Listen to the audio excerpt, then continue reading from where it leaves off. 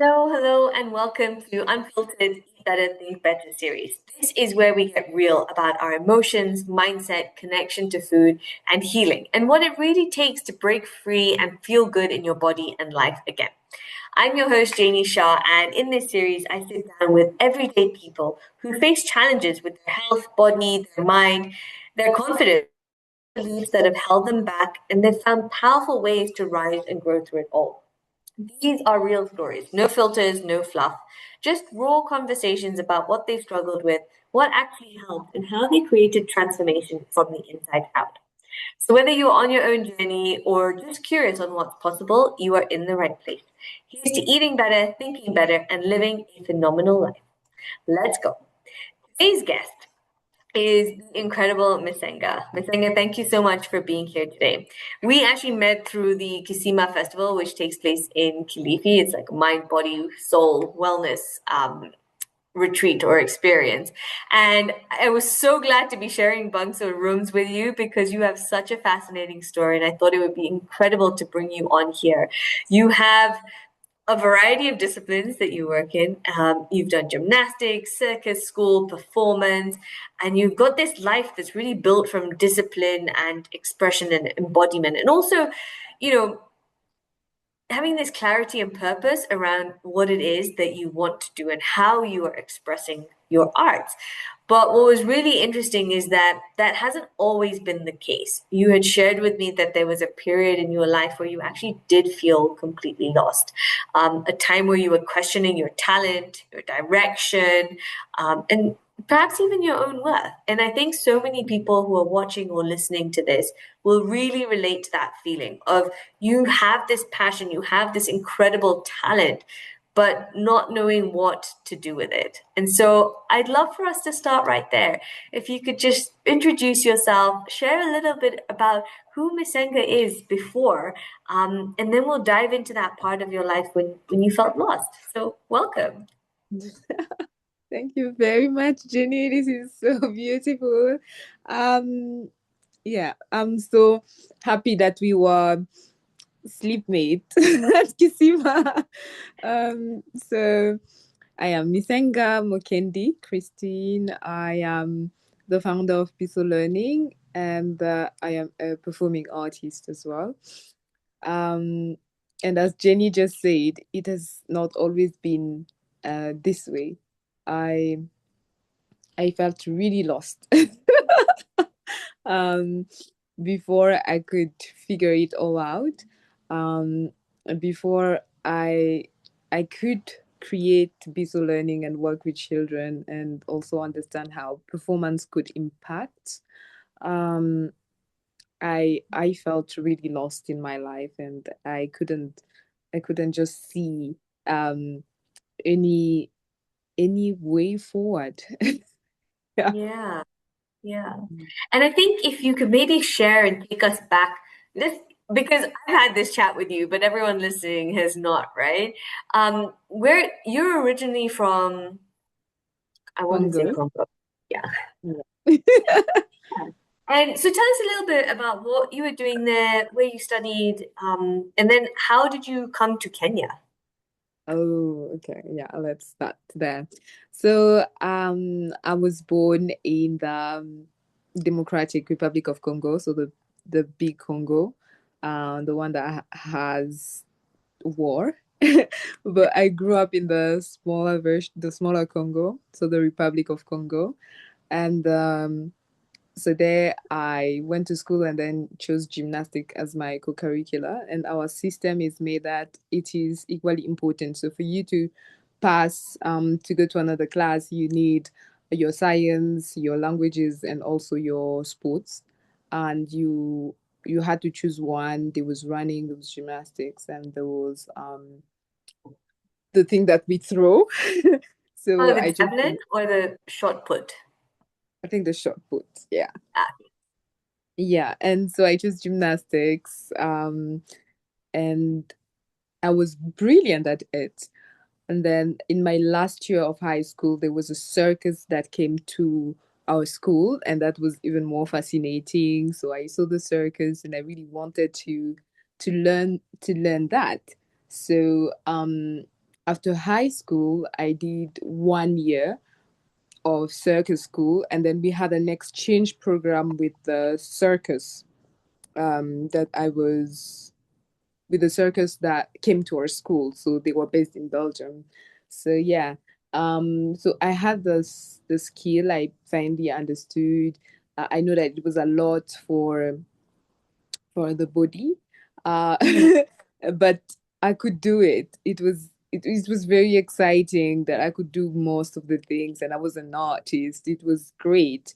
But after that, um, I felt completely lost because just to take us back, I would like to say that when I was growing up, I really wanted to become a doctor because I felt like that would help the population. And, coming from a country at war, I thought medicine is the only path. So in high school, that's what I actually studied. Um, our high school has this, it's very different from the Kenyan system, but it is so during high school, you focus on exactly what you want to do at university, and then the government has an exam in place that you have to pass. So, like for medicine, for teaching, for engineering, you only pass it once. And if you pass it, then you go and become a doctor. But if you fail it, you cannot do it again, and that's it. So I failed that exam to become a doctor, and yeah, and that's when I think everything really affected me because I felt directionless. I also believed, like many people, that art was not a job then. So I had my gymnastic skills, I had the circus skills, but I had failed the exam that I thought was my main purpose in life, and Mhm. I didn't know what to do. So I came to Kenya because I wanted to do food science and technology actually. I figured out that if I could not help through medicine, then doing food science and technology and probably helping, um, Mhm. the community with food would be the best way, and that I could find my purpose again. But when I came to when I came to Nairobi, first they told me that my system, because our by now you know that our system is quite different from yours. So they said that my system could not be equated into the Kenyan system, and that I couldn't start directly with food science and technology. So Right. yeah, so I had to start with something that is related to food. So I was like, oh, what then? What then should I do? Because I wanted to be a doctor, now I want to do food science, and now I have to dream again in a way. So I Right. decided, okay, you know what? I'm going to do hospitality management because I think they have a bit of food in it. And then I'll do 2 years of that and then get into now food science and technology. But I was clearly not happy. Um, because I felt Yeah. yeah, very lost. I felt like maybe the universe doesn't want me to be me, because everything that's very dear to my soul is just now I have to constantly redirect myself. Mhm. So I decided to look for a place where I could do gymnastics again because I felt alive when I was doing gymnastics and art. So Yeah. Can I pause you for a second there? So, yeah. just to understand what was sort of happening, is you were in high school and you were doing gymnastics as part of the school curriculum and you really enjoyed it. And when you went to do the circus training, was that before or after the doctor's exam? Um, before. Yeah, Okay. before. All right. So you had this wonderful experience. You went there, then you came back, and then you were all still set. So in your mind, you were still set that you wanted to be a doctor, and you weren't even thinking about gymnastics or anything. Yes, yes, yes. I Okay. wasn't thinking about it. Okay. All right. Mm. And then all of this happened. So then you moved to Kenya and you went through to try to do food science, right? Yeah, food But science, yes. What was it inside of you then that said, "Hey, listen, I need to feel into gymnastics again"? It was the sadness of, because I wasn't even doing food science. At that point, I was doing hospitality management, and I felt I felt really sad. And also, I was in a different country, so I didn't have my parents around, and they had Mm, been my biggest support system. So I was alone, and the only thing I felt that would um reconnect me to my homeland and my parents, my family, was gymnastics, because that made me happy, because that's something I did when I was with them. So that's how I started looking for a place to do gymnastics again. A bit like an escape from, oh, now I am doing hospitality management instead of food science and technology. And hospitality management is great. I learned many things. But yeah. yeah, so in that search, I then found Sarakazi Trust. Um, and Sarakazi is more of a circus space, not a gymnastics space. So I Okay. was really happy because when I did it in high school, it was it was intense, yes, but I was really young. But when I started doing it at Sarakazi, there's so many things that I understood even better. I understood performance. I really developed my aerial skills in Sarakazi Trust. And it was more of therapy as well. Because when I was young and I was doing gymnastics and then later on did the circus program, there was no fear. There was no Ah, fear at all. But when I was in Sarakazi, at this time, I think I was 20. Yes, I was 20. There was fear that I could fall. There was fear of oh my God, everyone is so good here. What is really my path in circus? Because circus is so wide. There's right. so much. When I was young and we went to the exchange with Belgium, I remember that I learned magic. You learned basic juggling. There's so much that you learn. And in circus, Okay. it just is the same, but it's a bit more intense because everyone there is doing it for their career. It's not Mm, just a game. And I started thinking, so what I really want? And so at that specific time as well, my parents had a company, but then it broke down. okay. So it in a way I needed to now do something extra to get like extra income to support me as well. So Mm, this part in Sarakasi became extremely important, but also extremely stressful because now I needed to do this circus to get a show to perform so that I could get right. an extra income. And now I didn't know what I didn't know what to do. I didn't know, should I do juggling? Should I do aerial? Should I do fire? Should I be in a group? So for the longest time, what would happen is I would look at what shows are coming more. So if it's juggling, then I start juggling for a while, and then there's no longer show for juggling. Now they're looking for fire, and I jumped into fire and doing fire. And then there was no show for fire. There was a show for aerial, so I started jumping and doing aerial. So it was a lot of interesting stuff that happened in Sarakasi. And I remember my first show was the aerial trapeze show. So I had to juggle and do the aerial trapeze show, and I remember dropping all my balls. That's in that first show, and my coach asking me, "Did you really train her to juggle?" Or I was like, "Well," but then I did trapeze quite well, and I was really happy. And I was like, okay, what Mm, if I could mix all that I know, like a bit of juggling, a bit of trapeze, a bit of fire, and create a show. But it just didn't make sense. There was no avenue for it. And so I started learning all, and I really focused on fire. For my first year in Sorakazi, fire was my strongest act. yeah. the limbo fire.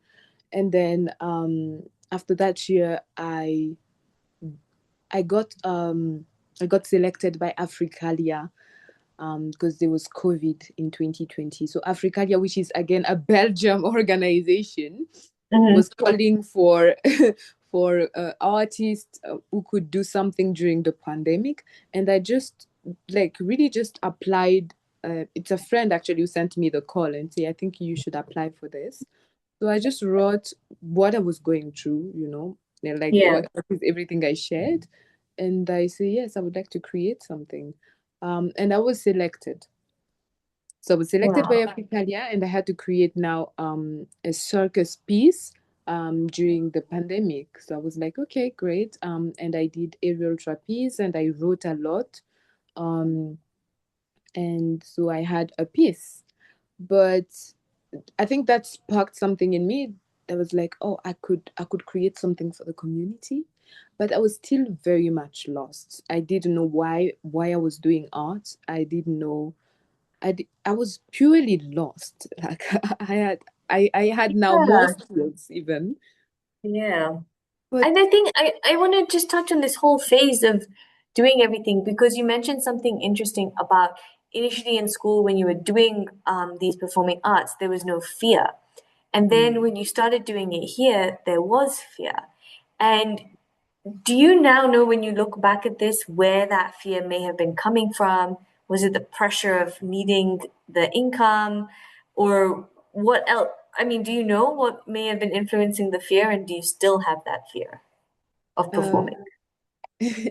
oh no, thank God now I don't have that fear. It's I think we all Yeah. get that fear. It's the fear of being at a crossroad in life where you're like, is this my career? If it is quite risky. Mhm. It is very competitive. Do I really want to do this? It's the fear of, I would say, finding a path, because it's now it's something you really like. It's something you've done before that you've seen that or your body is capable of doing. But then the fear is more of your brain now taking that leap, I think, and when you do performing art like circus, which is quite takes a lot on your body. Hmm. The fear is not just as it's mental, but as well you think, what if I fall? There's that fear always. um what if I fall, I get an injury and I cannot perform anymore? What would happen to me if I because now it's a crossroad and I'm thinking, I really do not want to do hospitality management. I think I want to focus on this, but I'm really scared because it's not a job, it's not a career. um I after this hospitality management course, I need to go to the university and choose my path. And do I really want to do food science and technology, or do I want to do art? So the fear was, it started with the fear of falling, but when I think Mhm. of it, it was way bigger. It was a way bigger fear. Um, I'm glad that I found my path and now I don't have the fear. But yeah, Ah, at the time it was that fear. That was the fear. It was a really big that was fear. going on. Yeah, Mm, and I'm so glad that you brought that up because that's an important point. It's just, it's not the fear, the practical aspect of doing, but mm, the fear was so much bigger. And you mentioned something interesting mm. where you said you're scared because it's not a job or a career. And I want to talk about that a little bit, right? Because Yeah. so many of us face this, that when you go into the arts side of things, I mean, you were coming from a place where you were going to be a doctor, wanted to be a doctor. Your parents probably wanted you to be a doctor. And then Yeah. now you're on this performing arts side. And there's this general belief out there and this conditioning out there that if you go into the arts space, it's like you're not going to make enough money. It's not really a real job or a career. And we've got to start breaking that up a little bit because it's not the truth, you know? And I've been facing this sort of challenging belief as well that, oh, how can you make a career out of being a health coach or a mindset coach or, you know, a rapid transformational therapist? And it's a belief that we have to unwind because that belief will keep you stuck. It won't let you do anything. So here you are now, though, you've created your own company where you are, doing things in the performing arts. And also this juggling thing where you said the first time you juggled and you dropped all the balls, but look at you now, you're still here today and you're still going strong. So I guess I kind of a two-part sort of question is one, how did you continue after that first performance where you dropped all the juggling balls? How did you continue after that? And two, how have you now come to a place or a situation where you're like, actually, this can be a job or a career? Okay. First, I'd like to say that I do not juggle like for performance. Okay. I can juggle three balls only, and that's it. But I cannot perform juggling. Okay. Um, I so guess that taught you that. yes, I'm an aerialist now, and I'm very happy. So let me hear again the first question.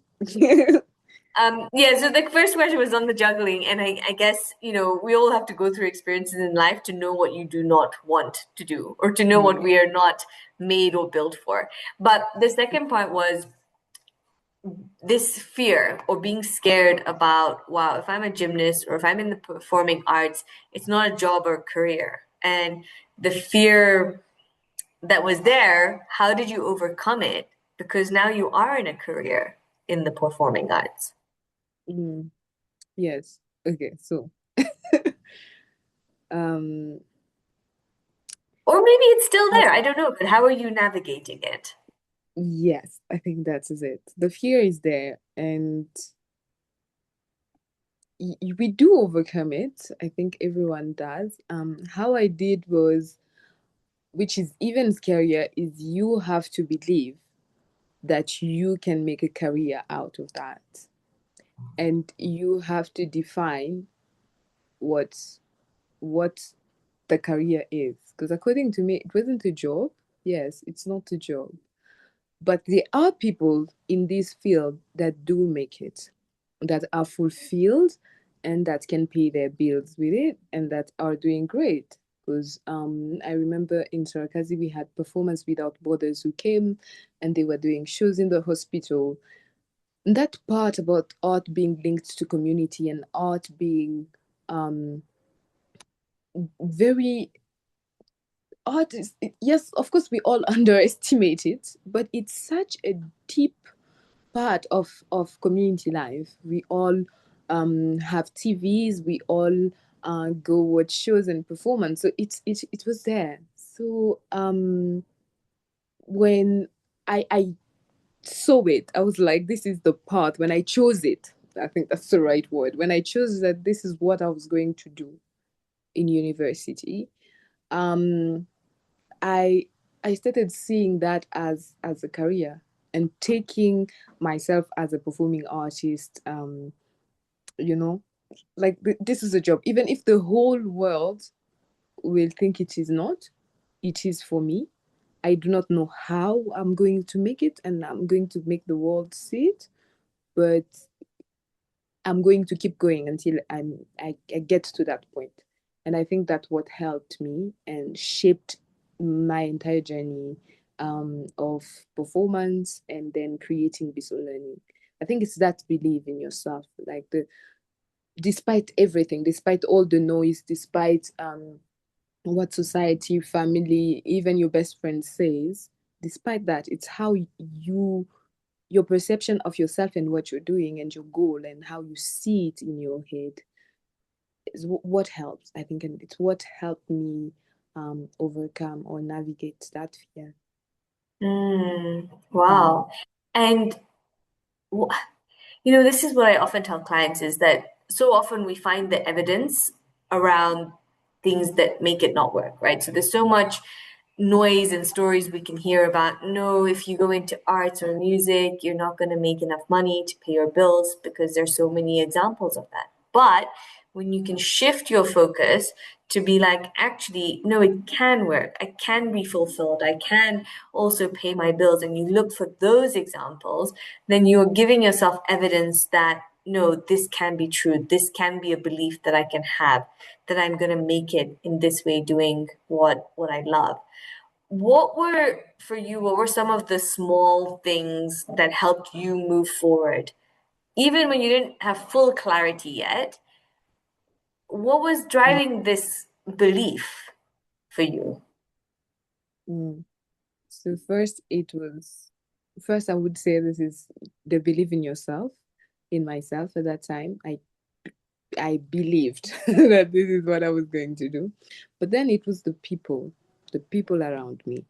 Because I know that I was lost, but how I came out of my lost phase was the people around me. I don't know if they knew what they were doing to me, but what they would say randomly, and I would take. And again, it's that when you believe that okay, this is going to work, and I have to make it work, I will make it work, then your ears are open to everything that then will make it work. So the people who used to give me advice and would just say a random thing that were very positive, I would pick that and say, oh wow, the books that I would read, are books that people would recommend, they say, oh, you Mm, go read that book, and you do this, you go follow this person and see what they're doing.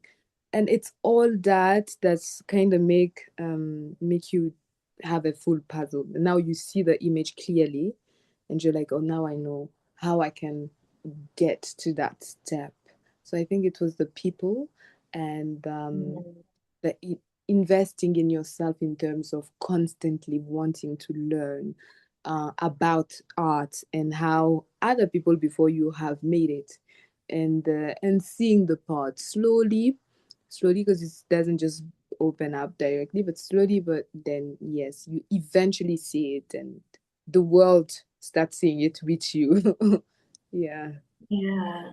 Oh, I love that. I think that's the most powerful thing we can do, right? Is to surround ourselves with that Yeah. energy, that positivity, the right people, the right books, the right things to listen to. Yes.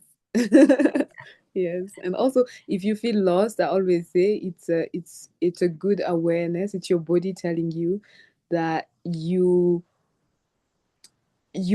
close to the path. Because to me now, I feel when you feel lost, it's because your body knew that you are on a path. Because if you're not on a specific path, you will not feel lost. It will just be normal. But if you feel lost, then yeah, it's a beautiful awareness, and use it to learn more about yourself and surround yourself with people and energy that lift you up. Yes, I think.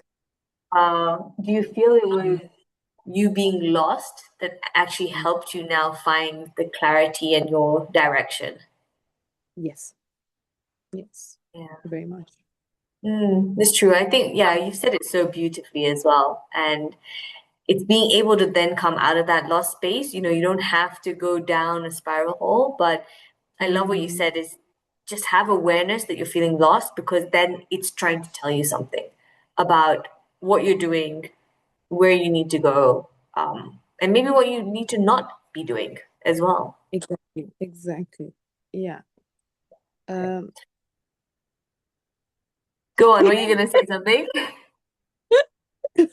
I was going to say, and that's the reason why we teach that to kids in Biso. Yeah. Yeah. So now tell us about how did Biso learning come about?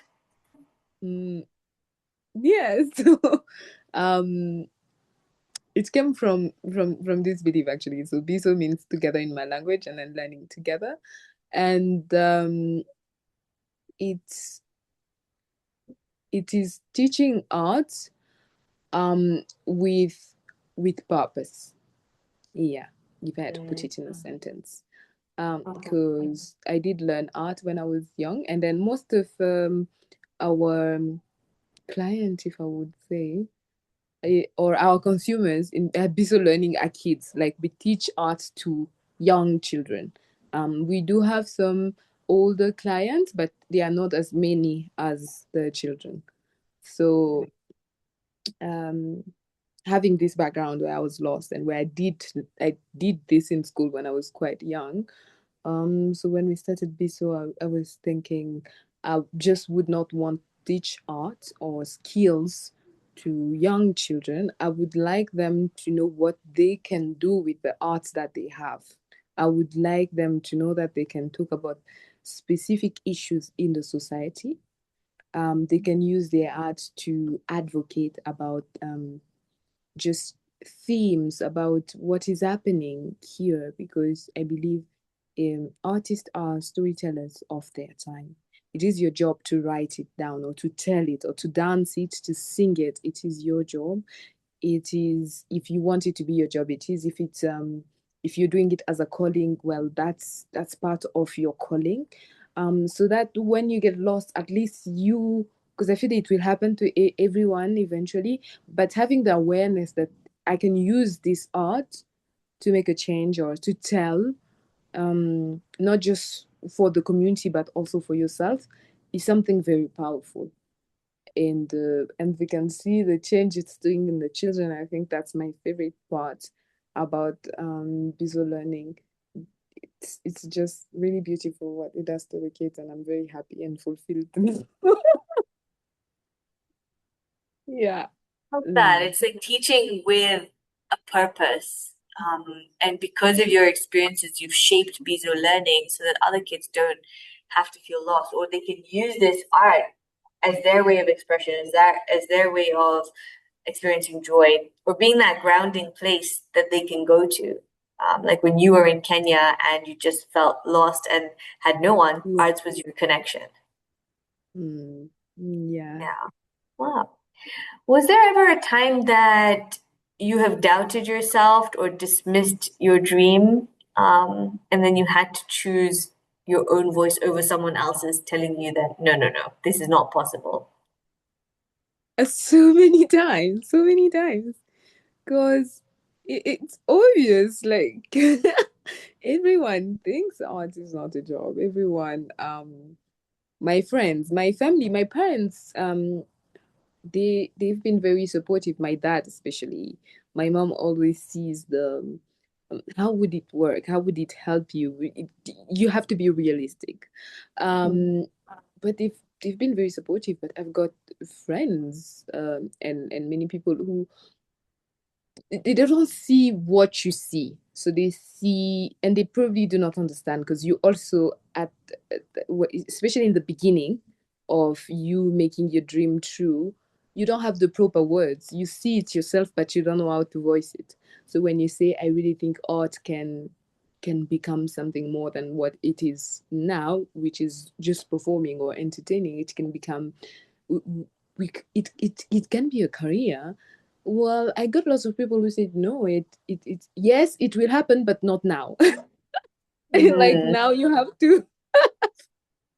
you have to find, way to survive. You have to get a real job mm, that will help you now make this dream a reality. So you constantly doubt, even when you make progress and you see a bit of progress, you constantly will have someone who will come and make you doubt even more and say, oh, well, this is nice, but are you making any money? No. Especially in the beginning of a career, you don't make any money. You're just doing it for because you love it, and you have people constantly reminding you that because you love something doesn't make that thing your career path, or doesn't change people. It gets really brutal. But then it's you have to keep going. It's up to you to keep going. The doubt is going to be there, but if you listen to it, um uh, me, I felt, then I will have to start again.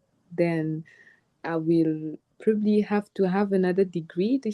Like, I will have to start again yeah. from zero and create. So I rather stick with it. So it's really up to you. It's what you see. The world will catch up with you when they start seeing what you see. But in the beginning, you are the only one seeing that, and you owe it to yourself to be truthful to you and to your dream, I think. Yeah, absolutely. I think Mhm. that's so powerful is that you do owe it to you and to your dream. And where there's passion, there's a way. And you Yes. found a really cool, creative way to mix the two Mm. together and make it Mm. happen. Yeah. Yeah. Okay. And if someone was feeling lost in their life, not kind of sure where, what, how, what's something that you would want to share with them to help them? First I would say it's okay to be lost. Yeah. Well done that you feel lost, it's yeah. You got this. When you're lost, I think it's the best time for you to discover you, because then you have the time. You're lost, you don't know where you're going, so you at least have the time to now understand where I am. Is it the right place? Should I go back? Should I go forward? What should I do? You do not have the pressure of, oh, I have a deadline. You have the pressure of finding your way, and that is a very beautiful place to be, because then you make the steps, and so invest in yourself during that time. Know what works and what doesn't work for you first. Do not try to become other people, or um feel, compare yourself with people, or feel, I've been in this lost space for so long. Do not feel like that. Take it step by step. Know what you like doing when you are in that state. What you like reading. Do you actually like reading or listening to podcasts or YouTube? Do that more and start finding dots about who you are. And I think, yes, that then will help. That is you finding your way. Yeah. Yeah, I love that. Wow. Well, thank you so much for being here, for sharing your unique story, and for being in a space where you're shifting and changing the identity of what it means, right? To be able to live a fulfilled life, what it means to have a career. You're changing that definition. So Mm. thank you so much for being here and sharing this. And I know so many people will have connected with that aspect of being lost, but then being able to follow and your passion and your purpose. So I'd love to end with a question that I ask all of my guests on the show. And that is, Yeah. if healing had a voice, what would it say to you today?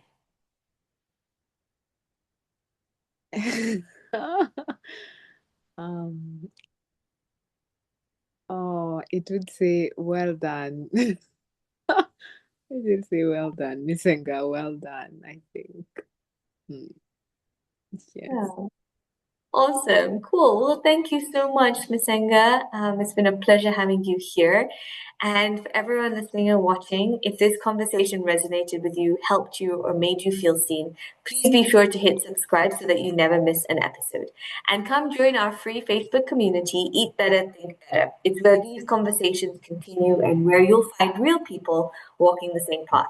And if you're ready to go deeper on your own journey, whether it's healing your relationship with food, shifting your mindset, or breaking free from beliefs that are holding you back, you'll find more support, resources, and ways to work with me at www.eatbetterthinkbetter.com. So until next time, here's to eating better, thinking better, and living a phenomenal life. Let's go.